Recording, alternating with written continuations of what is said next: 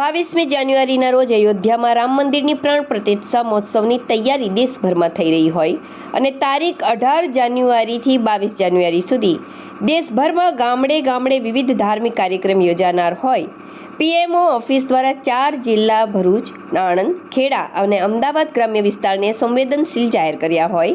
તે અંતર્ગત હાંસોટમાં પણ ભૂતકાળમાં બનેલા બનાવોને અનુસંધાને હાંસોટને સંવેદનશીલ માનવામાં આવે છે, તેથી કોઈ અનિચ્છનીય બનાવ ન બને અને શાંતિપૂર્ણ વાતાવરણમાં આ કાર્યક્રમ પસાર થાય તે માટે આજરોજ હાંસોટ પોલીસ સ્ટેશન કચેરીના સભાખંડમાં શાંતિ સમિતિની બેઠક યોજવામાં આવી હતી। આ પ્રસંગને સંબોધતા પીઆઈ કેવી ચુડાસમાએ જણાવ્યું હતું કે ઉપસ્થિત બધા આગેવાનોએ પોતાના ગામમાં શાંતિ જળવાઈ રહે તે માટે જવાબદારીપૂર્વક ધ્યાન રાખી કોઈ અનિચ્છનીય બનાવ ન બને તે માટે પોલીસને સહકાર આપવાનો રહેશે। પોલીસ હાજર રહી પેટ્રોલિંગ કરશે જ। આ પ્રસંગે હાંસોટ તાલુકાના હિન્દુ મુસ્લિમ આગેવાનો પણ ઉપસ્થિત રહ્યા હતા।